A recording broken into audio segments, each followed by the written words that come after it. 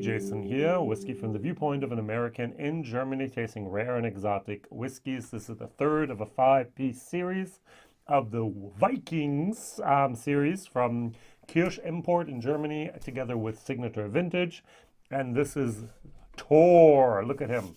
Now, maybe someone can actually see a tip that I missed. I think something about his belt buckle here should give us a tip of which distillery it is. I'm going to say Jura or a Tobermory. Why? Because it's an okay, focus. Because it's a island distillery. I do not think it's Islay. I do not think it's Highland Park again. I do not think it's going to be Skye. It could be Tobermory. It's not Legic. It's not peated enough. There's no cow stable in there. What could it be on top of that? It could be Scapa. Nope, don't think so. So some people put the island region would also be Campbelltown with Glen Scotia and Springbank. No go in my book. That's Campbellton. So what other islands have I missed here? It's 14 years old, so it can't be anything new. Now, this was distilled on the 14th of February 2006. It was bottled on the 17th of December 2020. It's therefore 14 years old. It's a refill sherry butt. And now it's a problem with the cask number. The cask number is DRU17/A65 number 13. And there's a total of 643 bottles from that sherry butt, and it's bottled at 64.7%.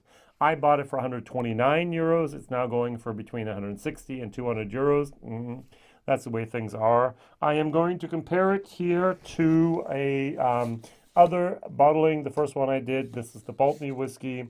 This is only 56.2%, but we do also have a sherry butt finish here, and so I think it's only fair to compare the two. Now, I was mentioning, like before, I was distracted by my whole spiel here with the names and numbers, that this whiskey is from a cask number called DRU17/A65. If you put that into Whiskybase, you'll see one of two things. Number one, they're all from the whiskey Druid. It's Michael Rieck over here in Germany. He calls himself the whiskey Druid, and he has been doing whiskey for many, many years now. He's actually able to look back on a career of whiskey from almost 2 decades now, where he started buying new make even. And so he has some new make over there in Scotland in some good casks. But I think this was a re-racked cask in the year 2017, DRU17. And what happens is all the other bottles of this are Highland Park. But there's a DRU17/A65 number 3, number 8, number 5, and number 13.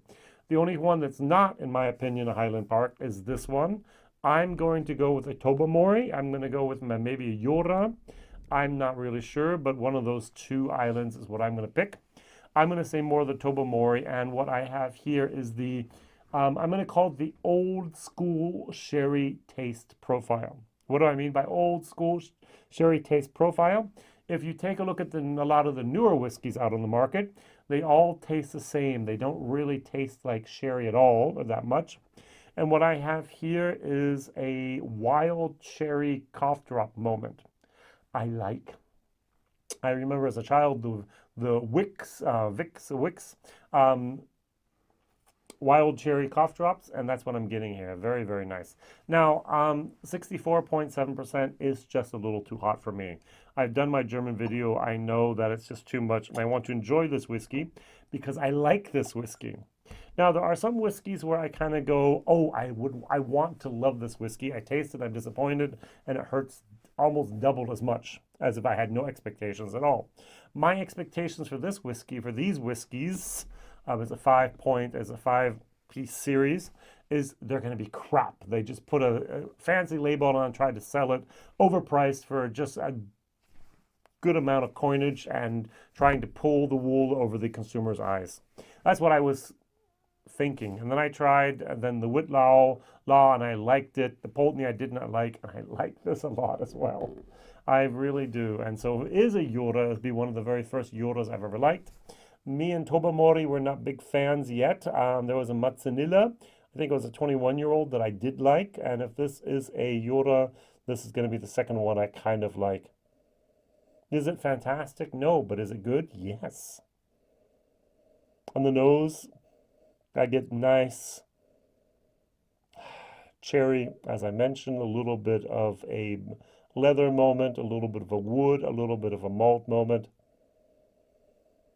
But it's got that old school touch to it, in my opinion. If it's 64.7% after 14 years, this was probably Cask, the entry proof was probably 74, 73% at least. Cheers.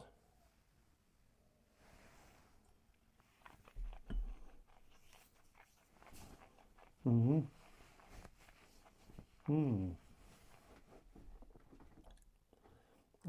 Not as creamy as the Whitlaw was, but this is more of an honest whiskey. What do I mean by honest? The Whitlaw was a mutation. I'm going to keep using that word, mutation. That is not how whiskey should be. You can mutate whiskey, you can pervert whiskey and turn it into something it should not be. And sometimes it's beautiful, sometimes it's ugly. But this is actually something where the color is basically a normal color. So even the Pulteney here is a nice, no look, it's actually darker. So this is a sherry butt finish, number 15 or 13. And this just says here a refill sherry butt and with a number on it. So very, very, very well done. I really like this. It's got a little bit of an herbal moment, a little bit of a ricola moment, that Swiss herbal cough drop. It's good. It's going to be another B- good here. It's not as, I'm going to use the word artificial as the Whitlaw was, but this is more of an what I think old school whiskeys used to be like. I have to taste some more of them to actually confirm that. I'm working my way through old and new whiskeys as we speak.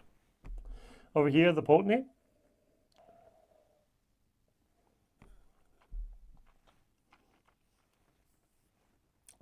The seawater, butter toffee, a lot of salt. C- still. This, though, is very, very nice. So my question is, does Tor have any connection to any of the islands of Scotland? Does this picture of Tor have any recollections of anything that might pique our interest in the Zaga, especially here? Look at his belt buckle. I don't know. About the different islands. It is the oldest one that we have here. It's not the most powerful one that we have in our range. We have a Buna with 68%. This is only 64%, but it is more or less the king of the whiskeys of these 5 series. All right, very, very good. Last question is, of the Nordic mythology, except for Thor, what other gods do you like? Oh, okay, good. Loki doesn't count. We've all seen the adaptations Disney has done with Loki. So go for Thor, go for Loki. What other gods of the Nordic mythology can you recommend and talk about? Odin, I think, as well, right? Ooh, write it down in the chat. It would be actually of interest to me. All right, this is going to get a B- here on the nose, and it's going to actually get a C-, D++ for value for money. I paid, as I said, 130 euros for this. I think that's a little bit too much. That's the way things are. All right, thank you very much for watching. Please like, subscribe, and tell others. There will be two more from the whiskey series over here, and then we'll finish and wrap this series up very quickly. Thank you. Bye-bye.